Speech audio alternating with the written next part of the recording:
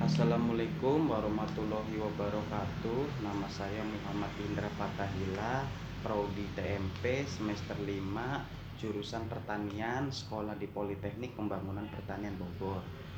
Di sini saya akan menjelaskan tentang Alsintan. Alsintan adalah sebuah alat yang menggunakan mesin motor penggerak. Alsintan digunakan untuk proses budidaya, penanaman, hingga pengelolaan tanah. Selain itu, alsintan digunakan sebagai transportasi di sejumlah daerah terpencil. Nah, akan tetapi alsintan sebelum diedarkan dilakukan sebuah pengujian. Jadi pengujian alsintan itu agar konsumen tidak mengalami kerugian, kekecewaan karena tidak sesuai dengan apa yang diharapkan. Nah, jadi alsintan itu sebelum memasuki ke pasar atau dealer, jadi dia harus diuji dulu di pabriknya.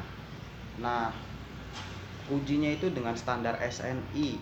Pengujian alsintan ini diatur dalam Undang-Undang Dasar Nomor 12 Tahun 1992 Pasal 3 Ayat 1 bahwa pemerintah menetapkan jenis dan peredaran alsintan diawasi. Jadi alsintan itu sama pemerintah itu harus wajib diawasi karena alsintan ini berperan penting untuk di bidang pertanian.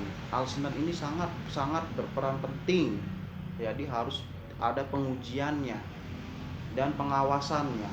Selain pengujian di alsintan dilakukan agar produsen dan konsumen tidak kecewa, nah yang meningkat maka alsintan dilakukan agar produsen dapat meningkatkan produksi yang berkualitas. Ada tahapan pengujian alsintan. Yang pertama pengujian verifikasi. Jadi pengujian verifikasi itu yaitu dilakukan pemeriksaan. Pemeriksaan itu adalah dari sebuah kemudi alsintan, dari ban, sampai dari fisik-fisik alsintan itu sendiri. Nah, yang kedua adalah uji kinerja. Kinerja itu adalah keefisienan alat. Jadi alat alsintan itu harus irit, harus berefisien, dan keamanan. Jadi alsintan itu diuji secara keamanannya agar alsintan itu layak untuk dipakai dan terjamin untuk dipakai oleh para petani dan para konsumen. Yang ketiga adalah uji kesinambungan.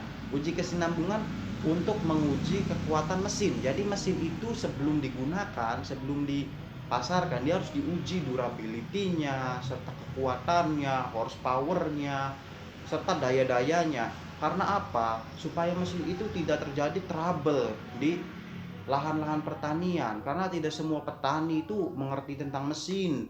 Jadi makanya mesin itu harus diuji, harus benar-benar diuji, jadi agar mesin itu bekerja secara optimal. Jadi mesin itu harus diuji secara bertahap. Jadi itu saja yang saya tahu, kurang selebihnya mohon maaf. Billahi wali taufik daya. Wassalamualaikum warahmatullahi wabarakatuh.